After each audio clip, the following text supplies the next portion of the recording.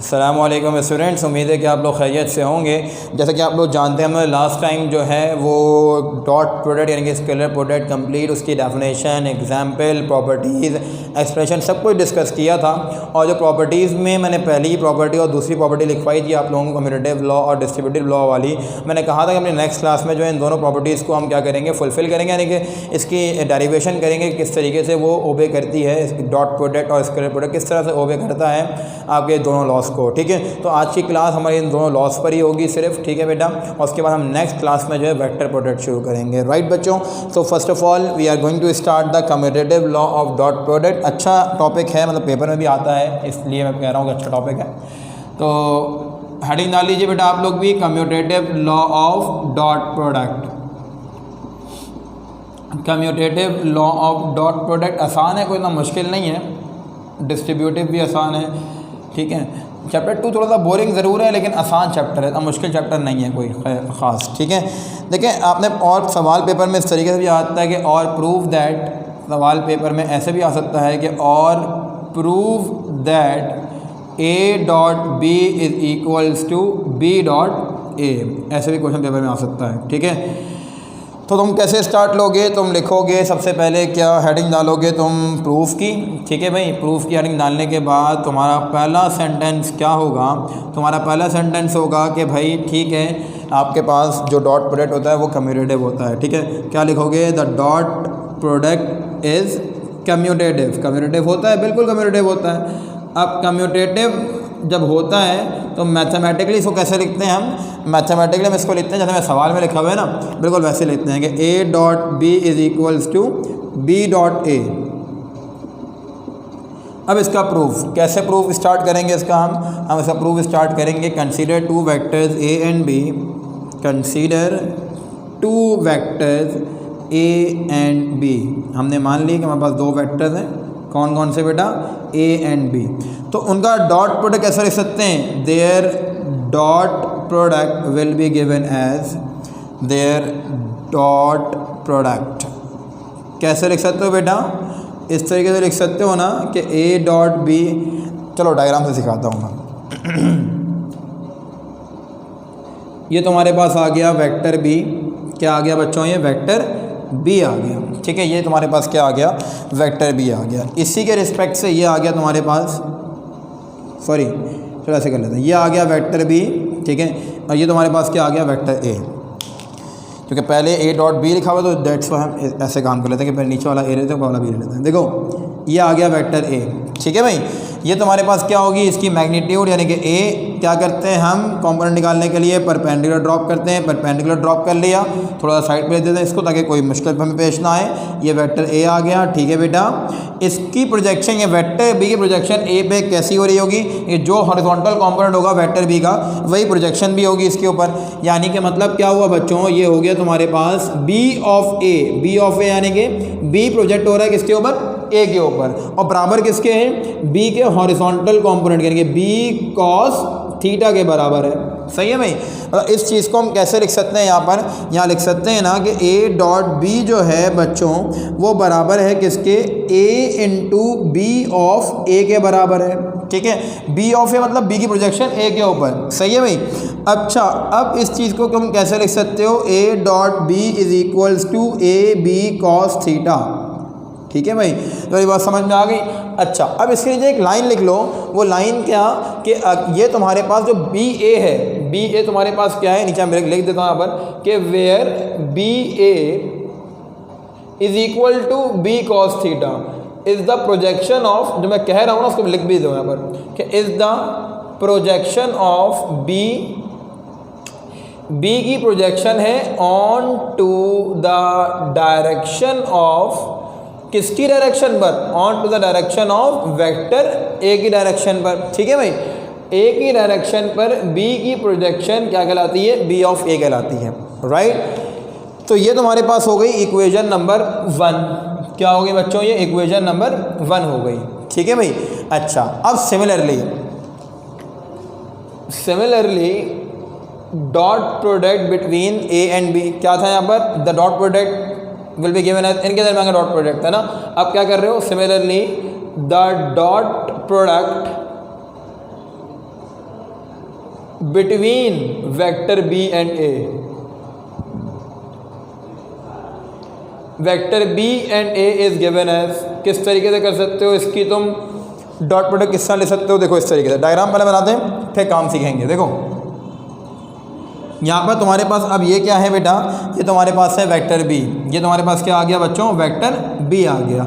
अब मैं क्या करूँगा कि मैं, सॉरी ये वेक्टर ए है, मैं ए की प्रोजेक्शन करूँगा किसके ऊपर, बी के ऊपर। ये वेक्टर कौन सा है मेरे पास, वेक्टर ए है, ठीक है।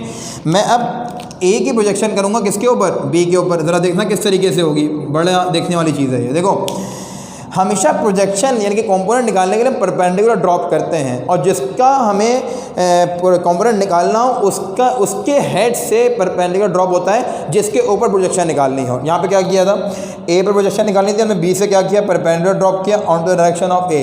अब तुम्हें ए की प्रोजेक्शन निकालनी है बी के ऊपर, तुम क्या करोगे, ए पे परपेंडिकुलर ड्रॉप करोगे कहाँ, बी की जानिब। तो ये क्या हो गया, ये हो गया ना, ए के ऊपर से परपेंडिकुलर ड्रॉप हो गया बी की तरफ, समझ रहे हो बात को। तो ये तुम्हारे पास क्या हो गया, परपेंडिकुलर ड्रॉप हो गया ए से बी की जानिब, और इसको क्लोज लाइंस कर देते हैं ताकि हम बिल्कुल समझ में आ जाए तुम लोग ये वाली। ये लो भाई, ये हो गया परपेंडिकुलर ड्रॉप ए से बी के ऊपर। अब जो परपेंडिकुलर ड्रॉप किया है वही तुम्हारे पास क्या होगा, वाई एक्सिस होगा। जो परपेंडिकुलर तुमने ड्रॉप किया है, ये परपेंडिकुलर ड्रॉप ऐसे ड्रॉप किया तुमने, तो ये तुम्हारे पास क्या बन जाएगा, वाई एक्सिस बन जाएगा। ये क्या बनेगा, एक्स एक्सिस बनेगा। देखिए जो रेड यानी कि बी के अलॉन्ग क्या होगा, एक्स एक्सिस होगा, और परपेंडिकुलर ड्रॉप के अलॉन्ग क्या होगा, वाई एक्सिस होगा। अब तुम किसको कर रहे हो, प्रोजेक्ट ए को कर रहे हो बी के ऊपर, तो बी वेक्टर तो ये आ गया, बी की मैग्नीट्यूड क्या होगी तुम्हारे पास, बी होगी, बी की मैग्नीट्यूड, ठीक है।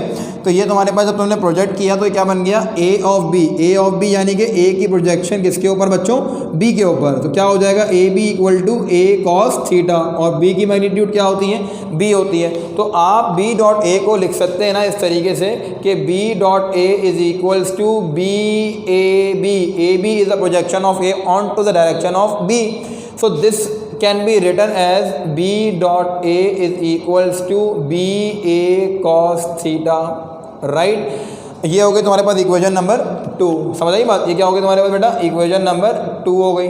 अब तुम नीचे क्या लिखोगे, तुमने ऊपर लिखा था, ये जगह जो लाइन लिखी थी, यहाँ पे क्या आ जाएगा बेटा, यहाँ आ जाएगा वेयर A of B, और यू कैन से कि A cos theta is the projection of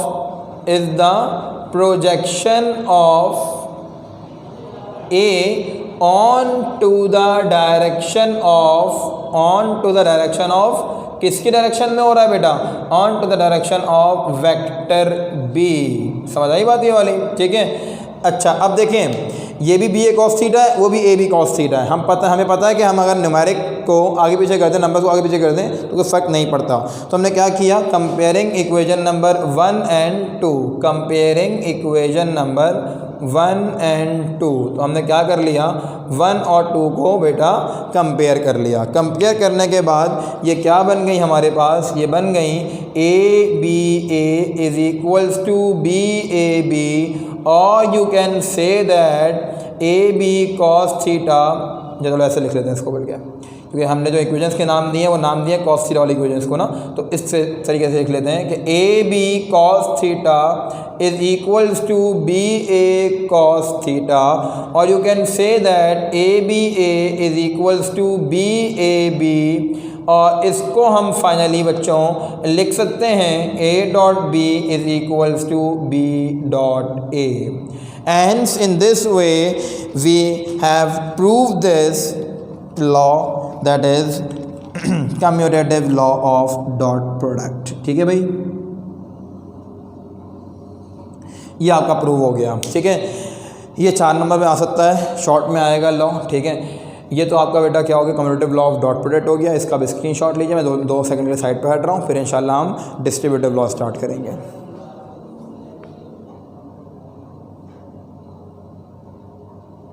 I hope so कि आपने इसका स्क्रीनशॉट ले लिया होगा। Now we are going to start distributive law of dot product, ठीक है भाई। तो दोनों डायग्राम बिल्कुल ज़रूर बनाएंगे जैसे बनेंगे, जैसे किया है ना एग्जैक्ट पेपर में आपने ऐसे ही करना है, ओवर इफ़िशिएंट नहीं बनेगा बिल्कुल भी, ठीक है भाई। अच्छा, अब हम करने लगे हैं डिस्ट्रीब्यूटिव लॉ। तो डिस्ट्रीब्यूटिव लॉ क्या होता है अभी पता चल जाएगा, वो भी आसान है, कोई इतनी मुश्किल बात नहीं है, ठीक है भाई। तो अब हम जा रहे हैं कहाँ पर, डिस्ट्रीब्यूटिव लॉ के ऊपर फिर।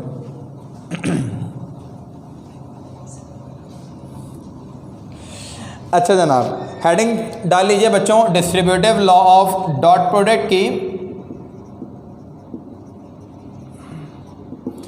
देखें सवाल पेपर में सिर्फ ये नहीं आएगा कि verify distributive law of dot product, इस तरीके से आता है कि प्रूव दैट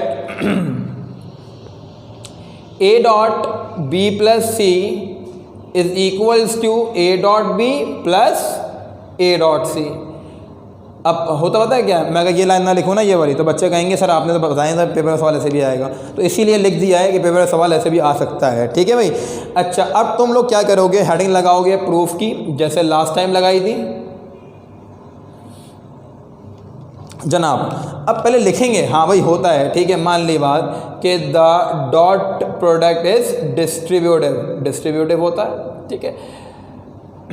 डिस्ट्रीब्यूटिव लॉ से मुराद क्या है कि अगर आप दो वेक्टर्स तुम्हारे पास हैं ना, ठीक है, उनको पहले आप ऐड कर लें, जो आंसर आए उसको तीसरे वेक्टर से मल्टीप्लाई कर दें, ये भी एक वे है। और एक वे ये है कि आप पहले वेक्टर को दूसरे से मल्टीप्लाई करें, छोड़ दें उसके आंसर को, फिर पहले वेक्टर को तीसरे वेक्टर से मल्टीप्लाई करें, जो आंसर आए उसको आप पहले और दूसरे वेक्टर के आंसर से प्लस कर लें, तो दोनों वेज में आंसर कैसा आएगा, सेम ही आएगा, ठीक है।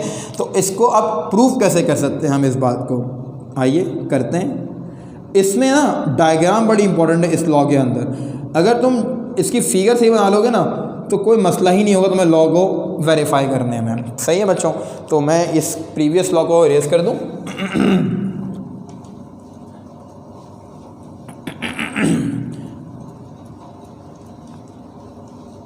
अब देखें डायग्राम में काम करता हूँ, ऊपर बनाता हूँ ताकि आप लोगों को बिल्कुल क्लियर डायग्राम समझ में आ जाए। देखिए बच्चों, तीन वेक्टर्स है ना, ए बी और सी, तो तीन वेक्टर्स बनाएंगे, जाहिर सी बात है हम लोग।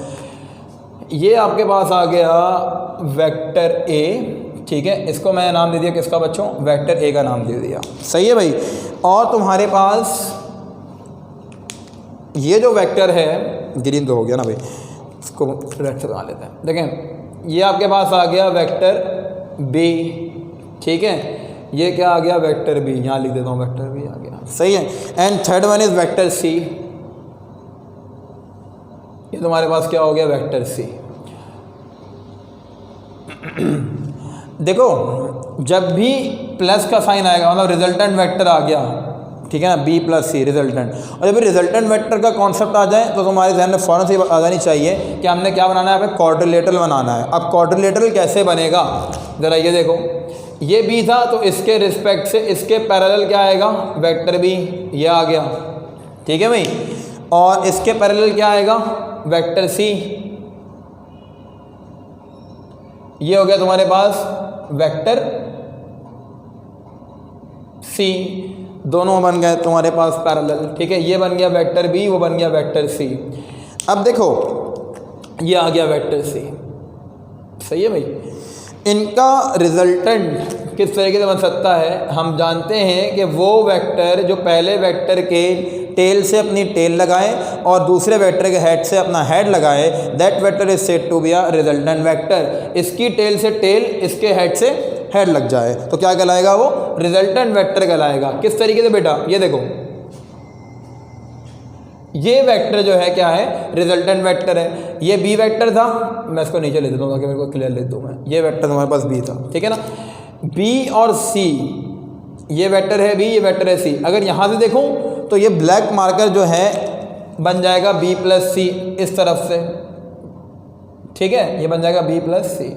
यहाँ से देखूँ तो क्या बन जाएगा, सी प्लस बी। देखो भाई अगर सवाल आएगा C plus B, A dot C plus B, तो तुम सी प्लस बी यूज़ करोगे। सवाल आएगा A dot B plus C, तो तुम A dot B plus C use करोगे, ठीक है। अब मुझे प्रोजेक्शन चेक करनी है वेक्टर बी की ए के ऊपर और सी की ए के ऊपर, तो हम क्या करते हैं, हमेशा परपेंडिकुलर ड्रॉप करते हैं। इस पॉइंट से भी परपेंडिकुलर ड्रॉप किया,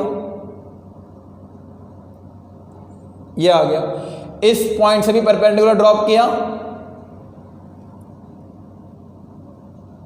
ये आ गया, ठीक है। तो यहाँ से लेके यहाँ तक का जो ये बना प्रोजेक्शन, ये बनी क्या, बी ऑफ ए, और यहाँ से लेके यहाँ तक की जो प्रोजेक्शन बनी वो क्या बनी बेटा, सी ऑफ ए। समझ रहे हो बात कोई वाली है, ठीक है। अच्छा जनाब, अब देखिए अगर मैं पूरा का पूरा आर वेक्टर प्रोजेक्ट कर दूँ इसके ऊपर, यानी कि रिजल्टेंट प्रोजेक्ट कर दूँ इसके ऊपर, इसको मैं लिख देता हूँ आर वेक्टर, ये आर के बराबर है, रिजल्टेंट वेक्टर के बराबर है। अगर मैं पूरा का पूरा आर वेक्टर प्रोजेक्ट कर दूँ तो वो कुछ ऐसे आएगा ना, इस तरीके से आर वेक्टर कुछ ऐसे रिप्रेजेंट होगा यहाँ पर कि ये बन जाएगा क्या, वेक्टर आर, सही है। और वेक्टर आर जो है वो किसके इक्वलेंट होगा, वेक्टर आर जो है किसके इक्वलेंट होगा, बी की प्रोजेक्शन के और सी की प्रोजेक्शन के। इसको सही कर लें पहले ज़रा हम, ठीक है। वेक्टर आर, ये पूरे का पूरी प्रोजेक्शन है वेक्टर आर की, इसके ऊपर ये किस पे होगी, ये किसके इक्वल होगी, बी की प्रोजेक्शन के और सी की प्रोजेक्शन के इक्वल होगी। मतलब हम इसको लिख सकते हैं ना इस तरीके से कि R of A is equal to B A plus C A. समझे बात को बेटा ये वाली, ठीक है। अब देखो तुम इस चीज़ को कैसे लिख सकते हो, the dot product of A and R will be. अब हम क्या निकालने लगे, dot product of A and R, ठीक है।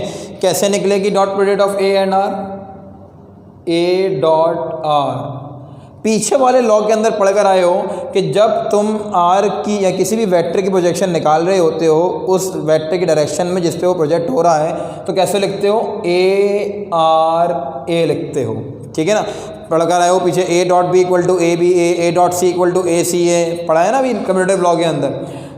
अब यहाँ पर बच्चों आर किसके बराबर है, सवाल के अकॉर्डिंगली बी प्लस सी के बराबर है, तो क्या आ जाएगा यहाँ पर बी प्लस सी।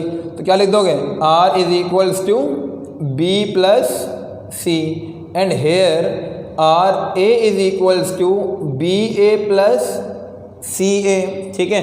आर की जो प्रोजेक्शन है ए के ऊपर किसके बराबर है, बी की प्रोजेक्शन प्लस सी की projection on to the direction of A. तो हम इस चीज़ को कैसे लिख लेंगे, अब यहाँ बन जाएगा तुम्हारे पास A into B plus C is equals to A into B A plus C A, right.